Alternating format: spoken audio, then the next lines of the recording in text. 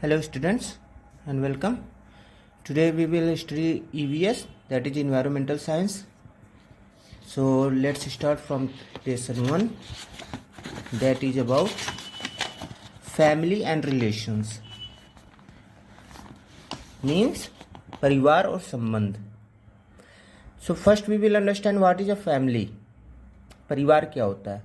So family is a group of people related to one another. They may or may not live in the same house. A family can be big or small. There have been some changes in the family patterns with passage of time. Earlier, many generations lived in the same house permanently and happily, but circumstances have changed now. So let us understand the various reasons why family members shift to other places. तो परिवार लोगों का वो समूह होता है जो एक दूसरे से किसी न किसी रूप में संबंधित होते हैं, किसी न किसी प्रकार से संबंधित होते हैं.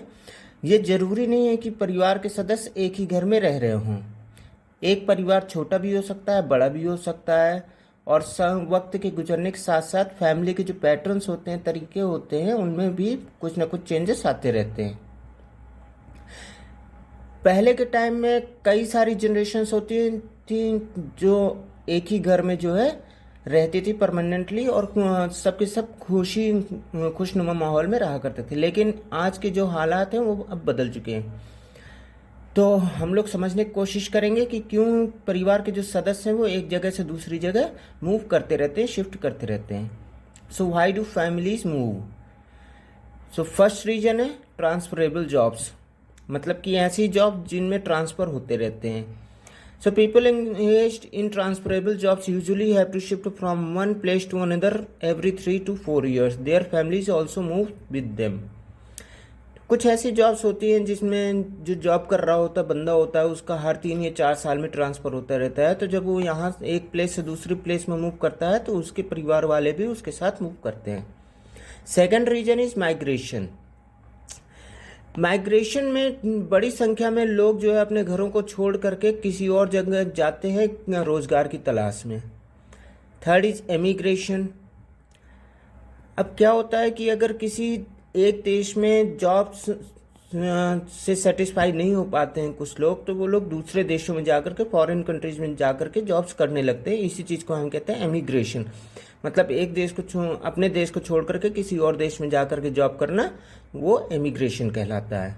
और ऐसे लोगों को हम लोग कहते हैं इमिग्रेंट्स. फोर्थ पॉइंट है आपका displacement. Displacement is living a place under some compulsion. It can be due to construction of dams, bridges, flyovers, etc. The government takes the land of the people and allots them another piece of land. Displacement can also take place due to emergency situations like wars, floods and epidemic etc. तो displacement means विस्थापन.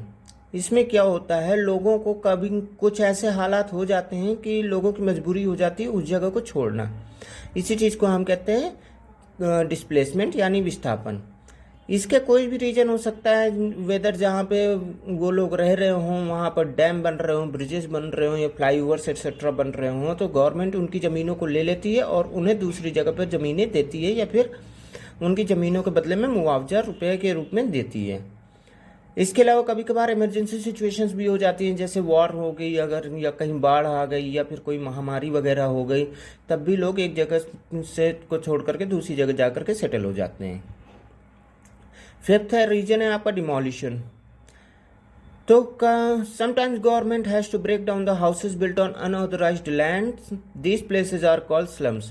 People living in these places are the ones who move from villages to towns in search of work and do not have enough money to take up places on rent or build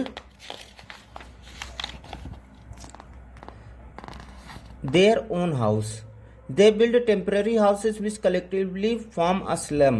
Such places lack the basic amenities and have unhygienic living condition. तो क्या होता है, कभी कभार कुछ लोग जब जाते हैं दूसरी शहरों में काम करने के लिए, तो वहाँ पर उनके पास इतना रुपया नहीं होता है कि वो लोग अपना घर बना सके, तो वो लोग टेम्पररी हाउसेस बना लेते हैं, जिसको हम कहते हैं स्लम कहते हैं या झुग्गी कहते हैं. हिंदी में स्लम को झुग्गी कहा जाता है. तो ये लोग ऐसी झुग्गियाँ बना लेते हैं, और ऐसी जगहों में कुछ बेसिक ज़रूरतें होती हैं, लेकिन हालांकि अनहाइजीनिक प्लेसेज यानी बहुत गंदगी भी होती है ऐसी जगहों में. और ये अनऑथराइज्ड यानी कि गैर कानूनी तरीके से बनाए जाते हैं, तो सरकार कभी कभार ऐसी जगहों को तोड़ देती है, ऐसे स्लम्स वगैरह को तोड़ दिया करती है। इसी को हम कहते हैं डिमोलिशन। ये 5वां रीजन होता है जिससे फैमिली वहाँ मूव करती हैं। 6th reason is natural calamities, मतलब कि प्राकृतिक जो आपदाएं होती हैं वो। तो प्राकृतिक आपदाओं में आपका जैसे फ्लड हो गया, बाढ़, फैमिन, अकाल या फिर अर्थक्वेक, भूकंप जिसे हम कहते हैं, ये जो है अर्थक्वेक है, जैसे अब आपके घरों वगैरह को तोड़ देता है, घर को बर्बाद कर देता है। तो ऐसी वजह से भी लोग जो है अपने घरों को छोड़ करके किसी सेफ प्लेस में जा करके रहने लगते हैं। सो स्टूडेंट्स, आज के लिए बस इतना ही। नेक्स्ट आगे हम लोग पढ़ेंगे नेक्स्ट क्लास में। Have a nice day.